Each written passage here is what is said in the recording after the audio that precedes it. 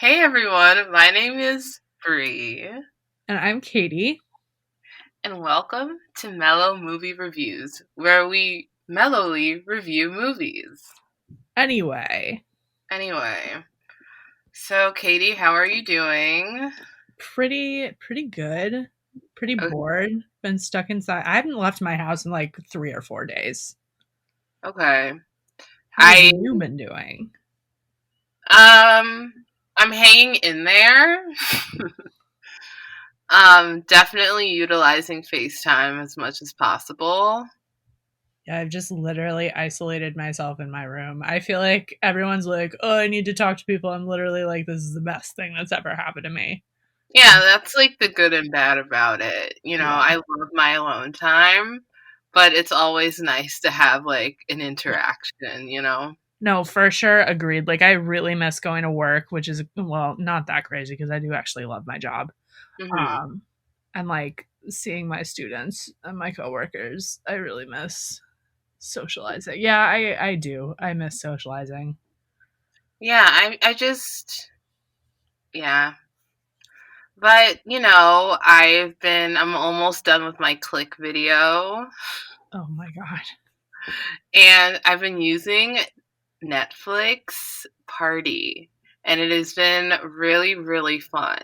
I have not used it yet, but I would love to use it. What a great invention. I'm sure this existed long before this, Hmm. but what a good thing given the circumstances. It's awesome. The first thing I watched was Step Brothers. Oh, I haven't seen that movie in so long. It's so good. With my friend Olivia. And then I watched Candyman.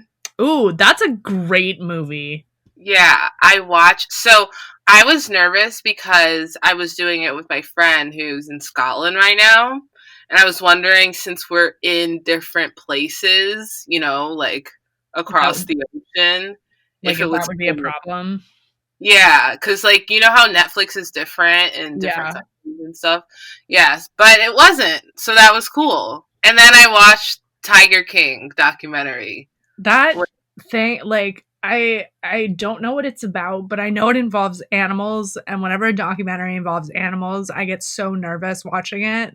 You Like know, unless it's like an under the sea or like a fun animal documentary. This one just sounds like it's gonna be really my depressing. eyes, but it is also very well done and a very interesting story. Is it like a true crime thing? Yeah, I don't know. True crime's not really my thing. I like can't get onto that bandwagon. it's. I think you would like it. I will, you know what, given the circumstances of my feelings about the movie that we're about to discuss today, I will take your recommendation. Oh my god.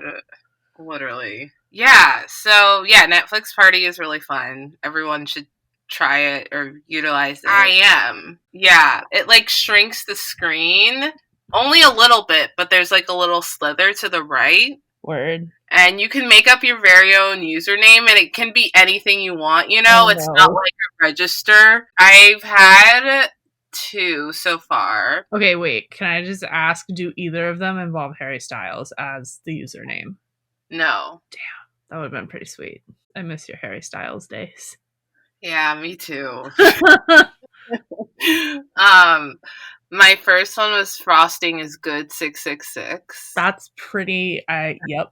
Love frosting. And now it's Nathaniel Soccer 1. I don't understand. I'm kind of okay with that. Okay, yeah. It's Nathaniel Soccer 1. That's what it is. I'm into it. Alright, do we want to start? Let's do it. Hello, everyone. This week, Catie and I indulged into a cult like film titled Midsommar, or Midsummer, however you want to call it. It was directed and written by Ari Aster, and it stars Florence Pugh as Danny, Jack Raynor as Christian, Wilhelm Bloomgren as Pele, William Jackson Harper as Josh, and Will Poulter as Mark. So I watched this movie, I think on Friday, with my roommate and his girlfriend. We were like, okay, should we watch Midsummer or should we watch Sound of Music? And we couldn't decide. And then me being a little silly head was like, how about we watch them both in 15-minute intervals and switch Wait, back and forth? Brianna, what the fuck? This movie is beautiful as it is. I can't imagine switching back and forth between like Austria in World War II and Sweden on some like acid trip. It took us 6 hours. I imagine so. It was a lot. I imagine so. I have seen Midsommar before this, but I hadn't seen Sound of Music. And whoa. Back up. You've seen Midsommar, but you've never seen Sound of Music? yes. That was the only VHS we owned when we lived in Shutesbury. I've seen that movie so many times. It's such a long movie, though. It's like a good time, though. It is a good time. So, did you like the movie? Okay, so I was so nervous to watch this movie because all people talk about is that like opening like 30 minutes where they like beat up the old people and they do the like willful suicide. Mm-hmm. And I thought that was going to be so much larger. And I thought the tone, or rather the gore, was going to like just go up from there. That's the impression people give when they talk about this movie. That was it. Like, that was the end of the gore, basically. I think there were some animals later. The guy who's got his lungs spread out. Oh, yeah, the blood eagle. I forgot about that. That didn't bother me so much. It was more the, like, close-up of the heads being smashed. I have a problem with gore in horror movies. Like, I get it. It's part of the genre. But with this, I think it's, like, scarier sometimes when it's, like, much more subtle and like not just buckets of blood in your face. I loved this movie. I thought it was so good. I thought it was for sure one of the best movies I've seen this year. Oh! I want to watch it again now that I've seen it and I know all the scares so I can actually like analyze it because there's so much there. Like even when I was watching the movie, like I felt like my brain, there were like 50 thoughts I was having about things because there's so many details in the movie. There are a lot of details. It's such a good movie. It's so artfully done, both in visuals and writing and directing and cinematography. I love this movie as well. I'm gonna get a little personable. Okay. So when I first saw this movie, I was going through a breakup. My boyfriend cheated on me. And I watched this movie and I walked out of the theater being like, fuck this movie. I hate it so much. Cause it wasn't similar to my relationship, but it was a bit, I saw a little bit of a comparison. Mm. And, once I like sat back and was like, okay, let me just look at it as an artistic movie. And then I found out that the director and writer of the movie said this was originally going to be a horror film, but then while he was writing it, he was going through a breakup, and it turned into like a breakup horror film. I think something along the lines of that, but it made me appreciate the film so much more. So now I love it, and I like first was like I hate it, but then after watching it again, knowing what was going to happen, seeing all the foreshadowing, I ended up just like loving this film so much. It's, you know what? I have a hard time classifying it as horror. Like, I know that's technically what it is, but it just feels like something like different. I don't quite know what I mean, but it doesn't feel like when I think of horror, I think of like Freddy and Jason and like the Saw movies, and I feel like this is like a piece of art almost. I classify it as kind of a horror film because it is a piece of art, but it has some humor to it. Oh, for sure. And like when they go into that territory, I can kind of see like the kind of Hollywood appeal, if that makes sense. Yeah. People feel like it's a horror movie. Did this have a wide release, or was this just like released on Prime or something? It was in the theaters. Was it like in big theaters or was it like an indie movie? I'm not entirely sure. I saw it at Coolidge Corners, and they have indie films, so like, I don't know. Yeah. Because I feel like this is the kind of movie that would like start out in the indie movie theaters and then get like wicked big. Because I feel like so many people have seen this movie. I don't know. Have you seen Hereditary? That movie also scares me. I have not watched it yet. Okay. But you have not led me astray so far. So if you recommend it, I will probably watch it. I liked it. I still don't know which one is better. And I gotta say, Catie, well, when you watch Hereditary, it doesn't matter if it's day or night, you're still gonna be scared. Do you want to just like go through the movie? Yeah, let's do it. Okay. So the movie opens up with a picture, and the picture depicts the entire story. Yes, it does. So cool. I loved all the like art stories on the walls and like everything that was like incorporated visually. I just, the picture is one thing, like where a second watch is like, I think kind of required to watch this movie. Like you have to watch it a second time because there's so many clues about what's going on, and there's a literal clue like in front of you, but like you're confused as an audience member. You're like, a bear on fire? Word. I was spoiled about that before I watched this.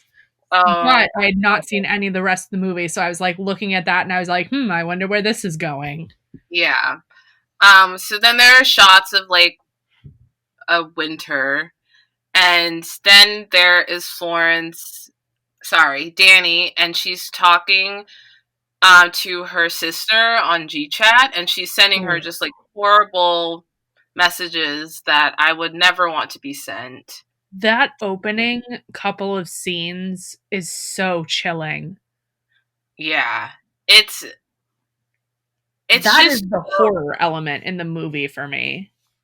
Like, even when she called Christian, and you could just tell that they were not in sync with each other. Yeah. And you could tell that there is a huge, huge, huge strain in their relationship. And how he kind of like gaslit her, like saying, oh, your sister always does that. You're overreacting, you know? Every single man in this movie is a douchebag. Oh, yeah, for sure. Except for that Swedish guy.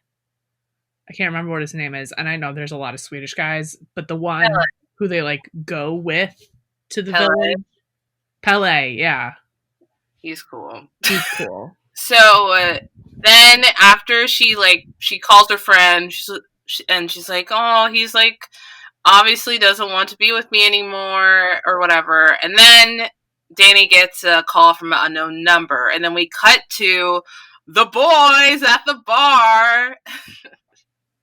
And they are trying to convince Christian's friends are trying to convince him to break up with Danny. They're such dicks.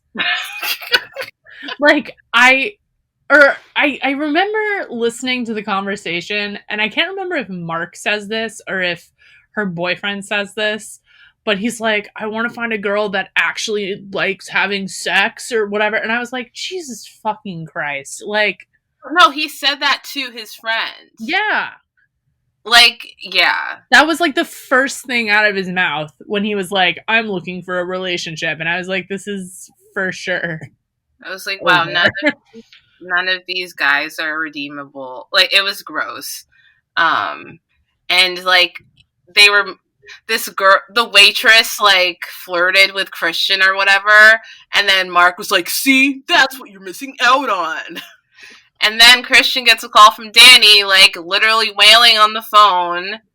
And then I think this scene is very terrifying. Oh, with the parents. Yeah, so we first see the parents and we think they're sleeping in the earlier scene. But then you realize that they are. As soon as I saw that car, I was like, I know what's happening here. Yeah, so the sister, she like gassed the house, filled the house with gas, killing herself and the parents.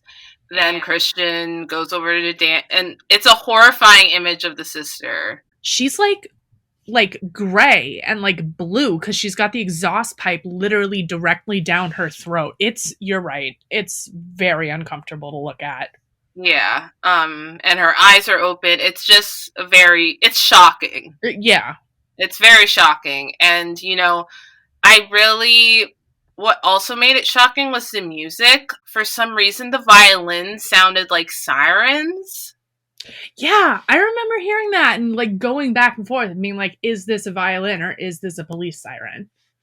So I thought that was cool, like a well done effect, with the strings there. But so like Christian now, because his girlfriend's sister and parents have died, he's like, I can't break up with her, you know? Yeah. But like also like what a douche. Like I guess that's kind of a no-win situation. Like you obviously don't want to like add on to that stress, but like if you're just going to be a dick to her, just end it. Yeah, he's a horrible, he sucks. Christian You sucks. get so annoyed. Him and fucking Mark. Mark is what's his name from the Maze Runner, right? He's not the main guy. He's like a bully in the Maze Runner. No, I know. But is he's the friend in this scenario, right?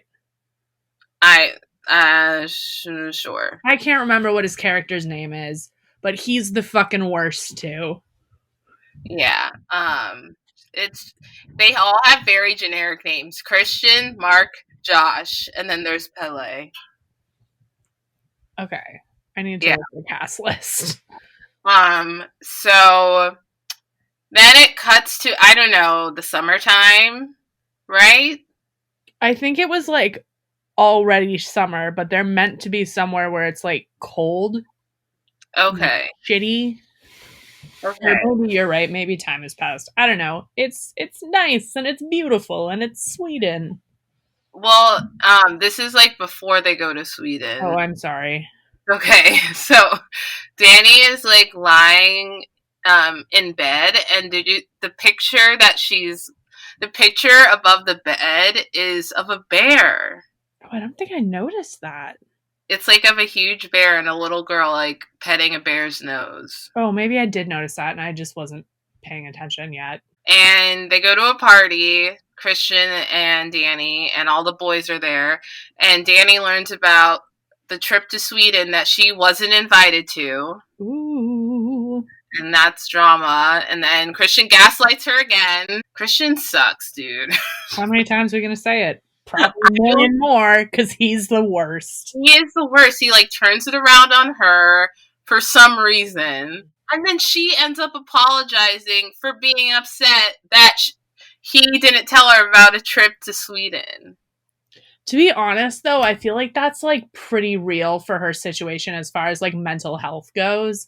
Like, she's just lost her entire family and she's just like clinging to this one thing she has left. And he's kind of emotionally abusing her, but she's kind of okay with it because she's already in a shitty place. Which scene are we in? We're in the scene where the boys are all hanging out at their apartment. Oh, where they're like with the maps and stuff? Yeah. Okay. They're just hanging out.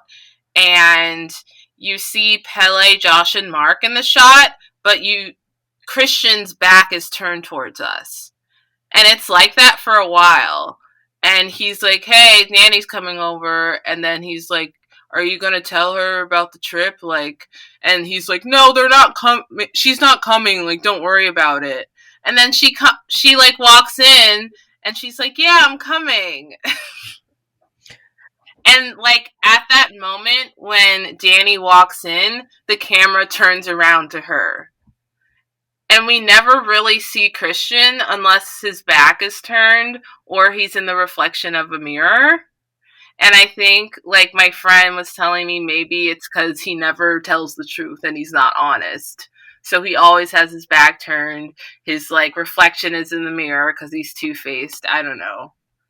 I feel like it's like like you're definitely right about him being two-faced. I feel like he can't like we don't see Christian because in that moment Christian as himself doesn't exist. It's Christian who wants to like bro out with his friends, but then also Christian with Danny because like you know how you code switch between people and it's weird when you have to smush two different groups of people together because you like don't really know how to be because you're different with the two different groups. Mhm. Yeah, it's just I don't know. I really like that scene, and you kind of see a little spark between Pele and Danny. I really wanted them to get together. Yeah. And he's like explaining to her about like his culture and not culture, his what would you call the place they go? No, I think culture is fine. I think it's like a village. Yeah, his village, his home. He's just like is very genuine about her, and he's like, "I'm really, really glad you're coming." But then you realize that there is a trigger word for her, which is family, which causes her to have panic attacks, Ooh. and she ends up having one, and then it cuts to the plane, and she's having another one on the plane, and then they arrive in Sweden. Because, you know, you want to have a panic attack in a foreign country. That's definitely never happened to anyone in this podcast. And also, it was kind of cool when the camera flipped to the upside down turn around. I really liked the shots in this movie. Like, just as far as the cinematography goes, like, obviously the really beautiful arty shots, but I like the, like, we're talking about the, like, kind of frame by frame angling. Like, that's part of what makes the movie so unsettling is the, like, awkward camera angles that they put it in. Yeah, for sure. It made you feel like you were going on a bad trip or something. Which kind of we were. Yeah, like the rest of them. Like the rest of them. So this is like so awkward. So the car stops in the middle of the road. No, I think they meant to stop it there. Yeah, but like it just imagine you're in the back seat with me, Katie, Yep. and Pele is like, "Hey, we're going to my village." Yep. Car stops in the middle of the road. Okay. Clumps of people everywhere. And then like you get shrooms. Yeah, here's the thing. Like, I would not do shrooms. That is like the most horrible like situation. You don't know where you are. The car is in the middle of a road field, and you're off. So the characters they all do shrooms together, and Danny is peer pressured into doing shrooms. Did you ever read Go Ask Alice when you were in like high school or middle school? Oh yes. Yeah, I think I read that book one too many times, and Sorry. you're fine. And when I saw them doing shrooms, I was like, okay, everything is going to happen real bad from here on out. Yeah. It wasn't ideal. I don't know why they did it, but I thought it was so funny when It was for sure Mark's fault. Mark was peer pressuring everyone. yeah, and Mark goes, "We can't take them at different times. They'll be totally separate trips." I also was like, what the fuck? Like, they had a whole bag full. And to be fair, I've never done shrooms before. But, like, I imagine there's a situation where, like, they could have tripped during the day and then, like, later they could have all done it together. Like, they do have 24 hours of sunlight. Yeah, I don't know. I thought that was the Fuck funny. Mark. I was like crying. And when I was watching this with my roommates, I was like, Mark seems like a guy I would date by accident. That's pretty real. I feel like Mark is the kind of guy you only date by accident for the movie. I know he's not at that like the old people jumping bit, but I kind of wish he was cuz could you imagine his reaction to that? Yeah. Comedy And gold. I'm kind of glad that he wasn't. No, that definitely like would have taken away from the poignance of the moment, but just for fun's sake, it would have been a good time. I think it was like a good character trait. Like, of course he would sleep through. we'll get into that Yeah. later. But Danny is stripping. I liked Wait. how they did the trip. I felt high. Did you feel high? Yeah, it was very scary. Yeah. Um and she had another panic attack, and then they find her like 5 hours later sleeping in the woods. And then they are walking into the field. Not the field, they're walking through the forest, and you hear music. And I love this. The music is used so well because I didn't know if it was like diegetic. Like, I didn't know if it was actually being played by someone in the movie or if it was just like a soundtrack type song. Ooh, do you want to know a fun fact? Yeah. So you know that like really haunting singing in that like very first opening scene above the snow-capped trees? Yeah. That's how they call cows in Sweden. Oh. There's like a name for it that I don't know and could not pronounce, but like I don't know, there's like videos of it on YouTube. There's like this one of this lady and she sings this like really beautiful thing and then a bunch of cows just come running at her like calmly. That's very interesting. Yeah. So when Danny and the others enter the village, she hears Pele say, "These are my family." And I know that family is a trigger word for her, but she like starts freaking out, but then she sees everyone happy and smiling and hugging and calms down. Well, probably because like that's the first time she's had a positive experience with family since what happened.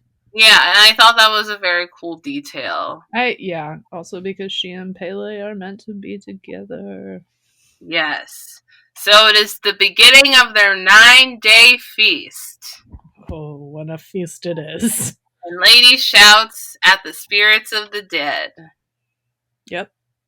And I don't know, it's a very beautiful like opening introduction to the village. Like, everyone's wearing white, everyone has flower crowns, everyone looks happy, there's music, there's a breeze, it just looks like it's like the perfect temperature. I just imagine it's always perfect there. I think we're 40 minutes in the movie, Yep. and there are girls like dancing around, and this redheaded girl named Maya kicks Oh Christian my. on the shin. Yep. And Christian literally checks her out, and Danny is like, "Thank you, Christian, for checking this girl out in front of me." What a good guy, Christian. What a good guy. And I'm so glad she noticed it too. Yeah. I'm glad she's like self-aware that he is an asshole in that moment. Yeah. You know, she didn't go after him. She was just like, unbelievable. But then Pele comes in and and shows a picture that he drew for Danny, and it's so like, cute. it's really cute. I thought that was such a sweet moment between them because Yeah. like he knew it was her birthday and of course Christian forgot because fuck Christian. But like it was really cute. He was like, I don't have anything, but I drew you this picture. Yeah, And then later he told Christian and Christian was like, oh fuck. he's such an asshole. What Like, did he give her anyway? Like a flower? yeah, fuck you, Christian. Okay. So, so I think Pele is showing like the commune around. Oh, also, I forgot to mention, Yep. Ingmar is Pele's brother, Yep. and he brings two friends named Simon and Connie. And Ingmar and sorry? I was so confused. I think I like missed that bit where they explained it because I was so confused as to how these other two people showed up. Because I was like, this didn't seem like the kind of thing that tourists could just like roll up on. Oh, yeah. Sorry, can you repeat that? I was saying that like I didn't understand where those two other people had come from. I like think I missed the part where they explained that. And like at first I was like, oh, maybe they're like also tourists. And then I was like, this probably isn't a tourist attraction, huh? No. So Ingmar used to date. Okay, so Ingmar introduces them, and Simon and Connie are a couple, but Ingmar says that him and Connie used to date each other before Connie and Simon used to go out. Mm. So you can kind of see that. And then Connie immediately goes, we didn't really go out and it wasn't really a date. So, like, they were kind of friends, but not really. Yeah. So does Pele kind of think of these people as kind of his friends, but not really, you know? I don't know. I feel like maybe he feels that way about the boys, but I feel like his relationship with Danny is a lot more genuine. Yeah. Yeah, for sure. Okay, Uh, I'm gonna wait until we get to that part to talk about what I'm about to say, but you continue. okay, so Pele's taking them on a tour, and they see this, like, little yellow triangle building thing. And Mark's like, "What's that?" And he's like, "It's a sacred temple." And, like, then they walk away. And Immediately Josh is like, "Can I look inside?" and then there is another picture, and Connie asks, "Oh, what is this picture?" And Pele says, "It's a love story."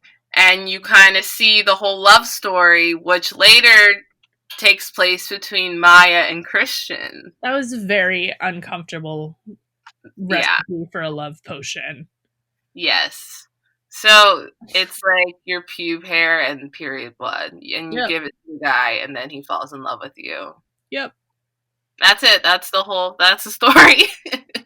I kind of enjoyed the magical realism element in that, like, I couldn't tell at a certain point how much of it was drugs and how much of it was like something maybe otherworldly is going on here. I felt like they were tripping the whole time. Oh, for sure they were, but I felt like towards the end I was like, there's some mystical shit happening. Yeah. Well, I feel everyone was tripping. Every single person. Oh no, I fully agree with you. Um, No one soberly goes, "Hey, let's do a blood angel." yeah, If you I don't know what that is, we'll get to it. so then Pele shows them where they sleep, and it is such a beautiful building. I loved it. It was so, like, all of the pictures, and just it would just look so, I wanted to sleep there.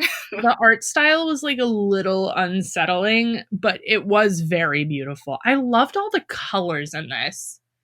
Yes, It was yeah, like, okay, you know, Pumped Up Kicks and how it's about a school shooting, but it's like a very pleasant song to look at. I feel yeah. like this is the movie version of Pumped Up Kicks in that it's a gorgeously shot movie, but it's also a horror movie. It is very beautifully shot.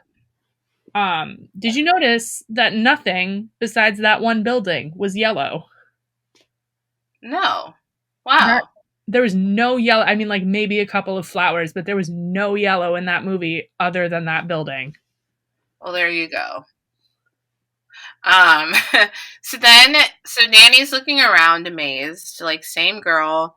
And so we find out Josh is doing his thesis on Pele's village, right? Yep.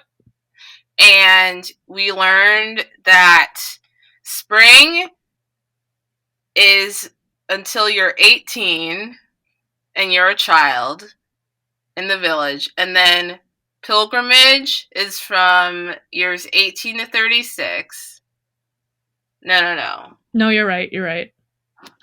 Wait. Spring is the children, 18 under. Pilgrimage is summer, 18 to 36. Then working is fall, 36 to 54.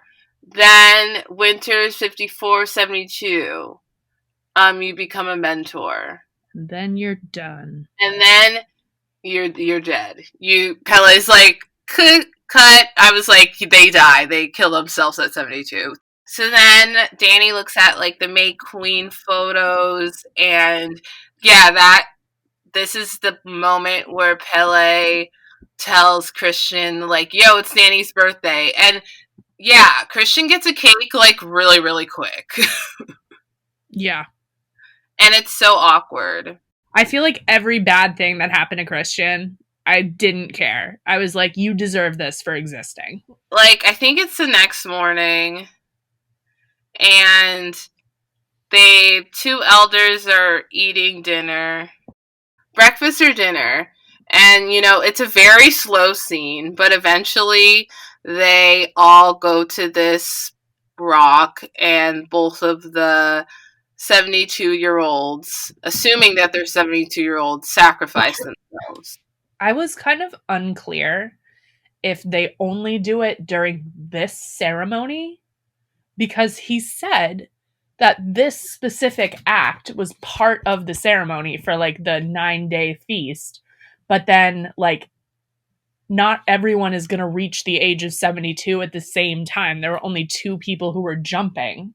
So like Right. did they wait until no, they must not be. I don't know. I'm I, overthinking this, but that was a question I had.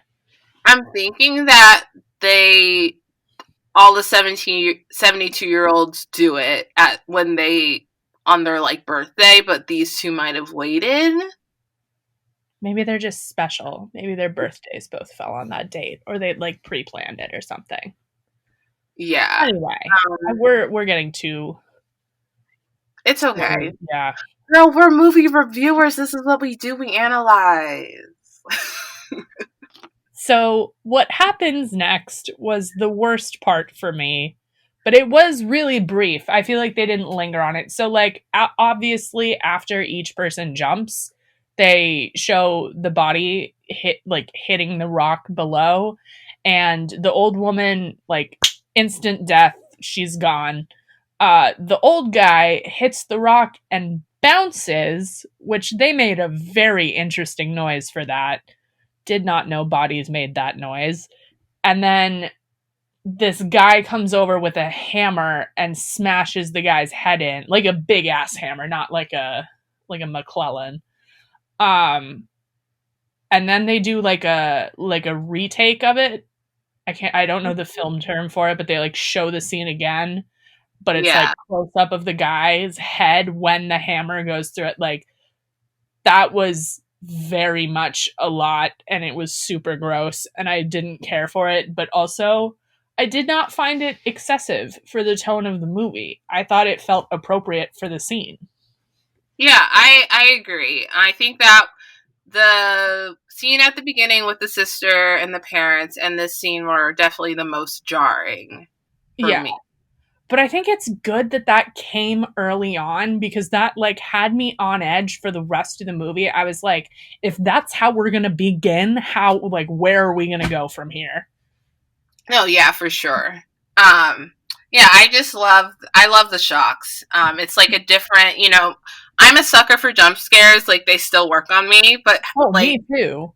but having to like look at something gruesome and like not be able to like I wanted to keep looking, but I just didn't want to look, it was It's like just a car crash. You don't want to look away, but you kind of have to watch. yeah. So that scene is very scary. So Connie and Simon freak out the most. They're like, "What? Don't jump. What are you doing?" And Danny is having a panic attack. I think Mark and Christian are shocked, but not totally like. Well, Mark isn't there. It's Josh and Christian, and Josh knew what was going to happen. Yes, but I think Josh was kind of shocked as No, well. I'm sure he still would be, but like at least he kind of had some warning. Yeah. So I don't know. I think it was very interesting how everyone's reaction was different. Sam and Connie freaking out. Danny had a panic attack. Christian and Mark shocked, but not like freaking out like Connie and Simon. Then Christian, after seeing the double suicide, asks Josh if he can do the same thesis as him. Yeah, that was weird. Like they tried to make some like difference where they were saying that like Josh Josh's thesis was on like a bunch of different cultures similar to this one, whereas Christian's was just going to be about this village. I thought that was a weird and unnecessary subplot, to be honest. I just think it showed how much of an asshole Christian is. Oh, I don't think they needed to drive that point home any I further. mean, he's so. I was like, again, Christian, again. I do also feel like though it was kind of a way for them to like actually have Josh's character do something because he's kind of a bland character. Like he doesn't really do anything. What I love about each character is that, you have Christian, who is a coward, who is. Wait, no, this is what Josh calls Christian: unethical, leechy, lazy. Like Beautiful. that's what Christian is. And I don't know, I feel like Christian and Josh were like just exploiting the culture in a way. No, And absolutely they were. and then there was Mark who was disrespecting it. And I feel like it was good to have both of those perspectives, because you could have all of them like disrespect it. You could have all of them like just think about themselves, and you could have some people like too afraid, and that's what Connie and Simon were. And So I like, feel like, ooh, excuse me. Like Danny's character begins to embrace the culture before she gets like enveloped in it. oh right, yeah. She's the only person who actually like respects. She's taking time. Remember, she was like talking with the girl and the little baby, just like taking time to have conversations. Yeah, she You know, like helps them make those pies. yeah. And that's what I like love. I think that every character that we know is like very crucial to the entire movie. I feel like that's kind of a representative of like different ways people go out and experience foreign culture. Like there's some people that like they love it, they get right into it, they want to learn everything. There's some people that are like super disrespectful, some people who just like freak out at everything like because it's just weird and different for them. And like that's kind of what was happening here with like all those different personalities and they're like in a very foreign situation. Mm-hmm. Speaking of disrespect, can we talk about that scene where fucking Mark pissed on the tree? Okay, we have to rewind. Oh, is that ahead of us? I thought that was behind us. It's ahead. Okay, never mind. So Simon and Connie, after seeing the double suicide, they're like, okay, we are leaving. And Danny is packing, and Pelly's like, what are you doing? And she's like, I'm leaving, like, I can't be here. And then we find out that Pele lost his parents in a fire. He said his parents got burned up in a fire, and then he technically became an orphan. So I'm thinking, like, the last scene where the yellow building is on fire, I like, was just about to ask if that's where your mind went because that's where my mind went. so his parents were part of the ritual, but I was kind of confused about the ages. I Like, feel like they don't like I feel like this kind of sacrifice isn't something that like only happens. Like I feel like there's definitely ritual sacrifice that happens like throughout the year. okay, that makes more sense. Because I'm like, this festival happens every 90, not 90 years. No, it's 90 something years. Yeah. This specific special festival. But like I feel like maybe the specific and specialness of it is the May Queen aspect. Like maybe these other things are things that they regularly do for like celebrations. Because that sex thing later, that can't be the only time they let people have sex. They Yeah, never reproduce. that's true. Okay, yeah. That's true.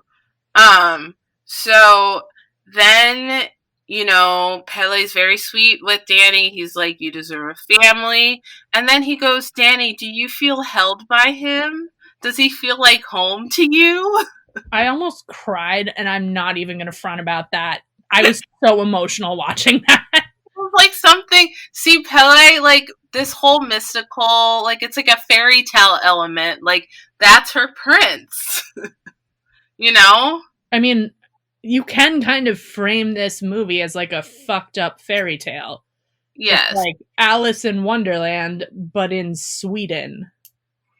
And like Danny, I love that Danny senses that Pele likes her because she goes, Pele, Christian can walk in like at any second. And he was like, I don't care. And that's what makes her decide to stay. Yeah.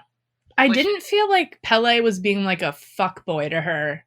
Guys in that position usually do, because I feel like it's always like the girl is with the shitty boyfriend and the guy's like, hey, I'm being nice to you. You now owe me your emotional devotion. mm-hmm. Whereas I feel like he was kind of just like, hey, if you don't want to date a douchebag, I could offer you a family and a Swiss farm. Yeah. Swedish farm. Yeah, it was just like a sweet moment, even though like this cult's kind of messed up.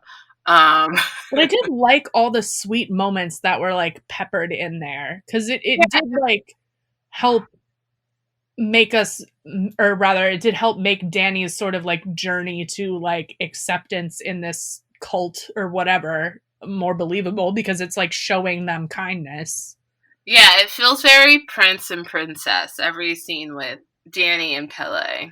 I mean, she does become the May queen, and Yes. sometimes a queen wants a king, but you know, you could Elizabeth the First it. So then Christian and Danny later have a conversation, and Danny's like, that was really messed up. And Christian says in the fakest tone I've ever heard in my whole entire life, that was really, really shocking. And I was like, Yeah. shut up, Christian. And that night, Danny has a dream that they leave her, and Mark is in the back of the car, like, laughing. Oh, I did not think that was a dream. I literally thought that happened. So when they woke up the next morning and there was that whole thing with Mark, I was like, wait, I thought they left. Yeah, no. That was after that whole debacle with that other couple where it was like, oh, he went to the train station. Why would he go to the train station without me? He wouldn't do that. I think the dream happens before Connie leaves. No, I thought that's what triggered the dream. I'm not entirely sure. I think it's like after the dude has been taken away or left or whatever, but Connie's still with them. I think she goes away like sometime during the events of this day. Okay, so then Maya puts a love rune under Christian's bed. Christ, this girl. Maya, okay, girl. How old is she supposed to be, by the way? Like 16? I'd say 18, because you're a child up till you're 18. Then Mark pees on the sacred tree. Fuck Mark. Take it away, Katie. Okay, here's the thing. That guy who reacted, 100% justified. I would have reacted in the same way if I held those kinds of religious beliefs. Fucking Mark is like, I don't understand. Listen, if I, like, stubbed my toe on some sort of, like, sacred rock in a different place, like, if they told me that, I would be like, oh, damn, I'm so sorry. Instead, he's like, I don't understand what the big deal is. Like, why are they making a big fuss about it? It was like all of their dead people, and he fucking peed on them, and he didn't understand what the problem was. Yeah, it was weird. All the men, except for Pele, are literally fucking oblivious. And then Christian learns that Maya has a crush on Christian, and that she is now of age. She has been allowed to have sex. Wait, can we just talk about how the way he finds that out? Like, he gets summoned to, like, the head of the colony's house. Wait, that's way later. Are you serious? Yeah, Pele tells him first. While all this is happening, Connie is like, hey, I'm leaving with Simon, and then she finds out that Simon left without her. So Danny is really concerned, and she tells Christian about it, but Christian, like, does not care. But we learn a lot of information about the cult while Christian is ignoring Danny and her concern that Simon left without Connie. It's useful exposition, but it's also, like, again, Christian being the worst. We learn that their oracle is a product of incest. for oracles, they inbreed with each other. Yeah, I like how they're like, yeah, this is just, we make sure. Like, I Yeah. wonder how that happens. Like, does an oracle die and there's like a brother and sister and they're like, all right, I guess we gotta. I don't know, but they say it's because Reuben is his name. Their oracle right now, he has an unclouded judgment. So he's like an open source. So that is why they use him as an oracle. In case it was unclear, this guy has a lot of mental deficiencies. Yeah. Then we have like a few scenes. I don't really know what's happening, but we hear Connie scream. Did you hear that? Yes. Like her faintly scream in 3 different scenes, like very faintly in the background, which I thought was an excellent detail. But like everything is so like, it's like a cake. Like everything's surface level is like beautiful and gorgeous, but then like underneath is like where the real meat of it is. And like I feel like they're trying to put Danny through this like beautiful frosting pastel flower crown situation, whereas like they could give a fuck about everyone else. They just want to get rid of them. Mm-hmm. Yeah. I agree. So then it's supper time, and Christian eats his love potion. Drinks and eats his love potion. Finds a pube in it. And he drinks the period blood. So that's that. I forgot that's what that must have been in this soup. Oh god. Yeah. Yeah. And then Mark gets called away. He's dead. Yep. And in the middle of the night, Josh wants to take pictures of the sacred oracle text, but the people of the commune are like, absolutely not. But then he takes them anyway. Sacred religious text. Sorry? Like, understandable, I feel like. Like, to them, it's a sacred religious text. Right. But like, I wouldn't walk into a mosque and ask them to take pictures of, or like ask to take pictures of their Quran. Like, that's. Yeah. And then he dies, and the person who kills him has cut off Mark's face and put it on their face. Is that what that was? I was so confused. At first, I thought Mark was the guy under the face, and they like sewn someone's face to his face. Because it sounded like someone's mouth was like muffled and screaming underneath that, but that makes more sense. Yeah, and I think, like, I was confused at first, too, and I think it could have been a little more clear that it was Mark.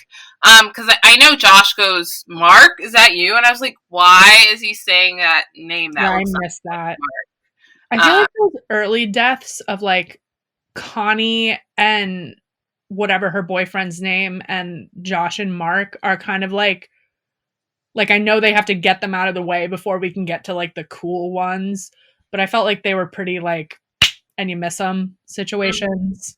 No, yeah, totally. I don't know. The main cast is wondering where Connie and Simon are. And then someone in the community, like, makes up a bullshit story. It's, like, so obviously bullshit, too. It's like, oh, he went in the car with this other person to go to the train station and they're gonna buy tickets and then come back for you. And then you're all gonna go. It's, like, just and then like Danny and Christian kind of get into a little fight, a little tiff, because Danny tells Christian that she could see him leaving her. And I don't know, I love that she's just starting to realize he's like an asshole. Yep. So then the final 2 are left. Danny goes with the girls, and then Christian goes to Civ. And so when Danny's with the girls, they're mixing up some psychedelic drink for the May Queen dance competition. I loved that scene. It's so pretty and looks so fun. They did such a good job of having it look really beautiful, but then like changing the camera angles in a way that made you feel dizzy and like very unsettled at the same time. Like you can feel the way like as she gets more tripped out, like the camera angles start to sort of like slip and glide with the movement. So it's just, I loved it. It's gorgeous to look at. It's so well done. It also reminded me of summer camp. When you're doing a performance and like some of the camp is on the grass watching and the other camp members are up doing their thing, you know what I mean? It's like Girl Scout camp acid trip. Yes. That's what this is called. Did you ever go to that Girl Scout camp that's like around here? Yes, I hated it. I hated it a lot. Yeah, it was the worst. I hated it so much. Did not enjoy my time in Girl Scouts. Cookies are lit though. Yeah, the cookies, best part. And then we go back to Christian and Civ. In Civ's office, there is a burning bear. And it's funny because that's what actually is going to happen to him. Then Civ is like, how do you feel about Maya? Okay, wait, can I just make one note before we go into this? The music in that maypole scene, or like where they're dancing, was stunning. Yeah. It was like the perfect mixture of like light and happy, but also very like, oh, what's the word I'm looking for? Like haunting almost. Mm-hmm. Okay, let's talk about this awkward ass conversation. Yeah. Like this, another time when like comedy comes in, like Civ's like, what do you think about Maya? And then the Christian goes, I think I ate one of her pubic hairs. Yeah. And then the conversation cuts off. We don't hear the rest of it. No, she says, that sounds about right, or something to that effect. And then it cuts out. It's like, what else are they talking about? You know? I know the conversation didn't end there. And I'm glad that we did it. Because he probably was like, you know what? I'm going to sleep with Maya because for my thesis. Oh, that's true. I didn't even think of that. That's why he's like justified, you know? That's what he's thinking about. It's another ceremony he gets to see, and this time he gets to participate in it. Yep. Then we cut to more dancing. Girls are really high, and they're throwing up and passing out. And, like, Danny is in, like, the final 8 girls, and she, like, looks over at Christian to see if he notices her, and he's just, like, doesn't care. And it's like, fuck you, Christian. I liked the sort of break in between the scenes, and then, like, that shift. And I liked that whole sort of like shift to unsettling with them like running into each other and puking starts with Christian being a fucking dick, because that's what leads into the next bit, and then that whole like wailing thing that happens afterwards. Right. So ultimately Danny wins the competition. It's like a fairy tale, and Pele kisses her. He kisses her on the lips, and then you see, so she sees her mom in the crowd of people, but then just because she's surrounded by these people who are like loving her and showing her attention and affection, she forgets about it. So, you know, this is like a positive experience. This is the first time we've seen her actually really, really happy. Yeah, well, like she's starting to overcome her grief about her family. Right. So then there's the dinner scene. Christian is on the worst trip in his entire life. Yep. Like, literally. And I laughed when Christian's like, what's happening? And then the older guy claps in his face. That was amazing. It's like, yes, like, same. Like, fuck off, Christian. Literally just claps in his face. I like how at that point, it's like pretty obvious that no one in the village likes him, and he's pretty much just there to fuck Maya and then die. Yeah, like, it was like so fucking funny. So there's like a huge acid trip, and then Danny goes to bless the crops while Christian it's the most awkward sex scene I've ever seen in a movie. Truly one of the strangest things I've ever seen in a movie, to be honest. Like, there's a bunch of naked ladies. They're all wicked old, too. Yeah, and he just has sex with Maya in front of them, and they're, like, massaging their breasts. And then at one point, a lady, like, helps him thrust. Yeah, she, like, puts her hands on his ass and pushes. It's very odd. It's very, very odd. And then Danny sees, and she doesn't even open the door, which is like she just sees through like the cracks of the door what's happening, and she can tell. And then she just starts wailing, and then the other girls copy her wail, and it's like she wanted Christian to cry with her when her parents died. Like she wanted to have someone else to experience like that pain with, and then she finally found it. I liked all of the sort of like external experiencing of shared grief and joy they had together. Because like Mm-hmm. there was all the breathing together, there was all the singing together, and it all felt very ritualized. But also, it's like it's so nice. Like, wouldn't it be so great when you were that upset to be able to be around a group of people and just fucking scream about it? Yeah. That'd be amazing. There has to be 9 sacrifices. So we already have Mark dead. Yep. Josh is dead. Connie's dead. Simon's dead. Is Josh? No, Josh is definitely dead. Yeah, Josh is dead. Simon Um, is the one who's like kind of still alive, though, right? Simon. So before Christian is chosen to be sacrificed, which is awesome. He sees Simon, and he's like is it a spread eagle? It's called a blood eagle. So what Okay. it is a Viking form of torture. So you're all alive when this happens, I believe.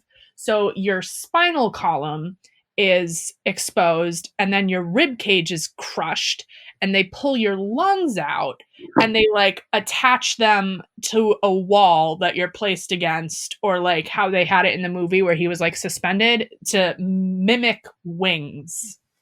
It's fucked up. Yeah, that was terrifying. And So you that could happened to Simon. yeah, and you could see him still breathing, the lungs still going in and out. That was so uncomfortable to look at. The final thing is the sacrifice. So Connie, Simon dead, Mark, Josh dead. The 2 elders who sacrificed themselves in the beginning of the movie are dead. Then there are 2 more people from the commune who choose to sacrifice themselves. Then the May Queen can choose anyone she wants to sacrifice, right? I don't know. I was kind of unclear on that part. I think she can either choose Christian or someone else from the community. And what does she do, Brianna? She chooses Christian. Ha ha ha. She should. They put him inside a bear, and he burns inside that yellow house. And then it ends with Danny smiling. She's smiling because she killed her boyfriend because he's an asshole. Oh my god. He's the worst. He was the worst. He sucked. And you know what? I haven't hated a character more. I haven't hated a character in a while. You know what I mean? Yeah, but I do truly hate Christian. Fuck that guy. Like, Umbridge, like, fuck you, you fucking asshole. Christian, fuck you, you're a fucking asshole. Oh, damn. Is he Umbridge level?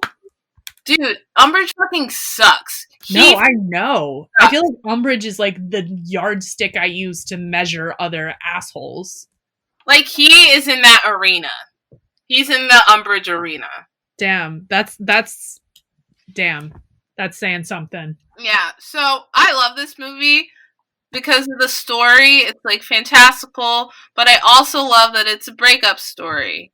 And, you know, it was beautifully told, and I like at the end that Danny becomes part of the cult. Because, like, what is she gonna do if she returns to America, you know, without any of her friends that she went with? I like to imagine she and Pele got married, their astrological signs were confirmed, and they were allowed to mate. This is one of the first horror movies I've watched in a while that I didn't need a palate cleanser after I watched it. Like, sometimes when I watch scary movies, I gotta put on, like, fucking Frozen or something afterwards so that I don't freak out. Yeah. This is one of the first ones where I was like, this is fine. Nice. Katie, are we set? Yeah. That This was is so an amazing fun. movie. I'm so glad you made me nut up and watch it. Yes, girl, it's so good.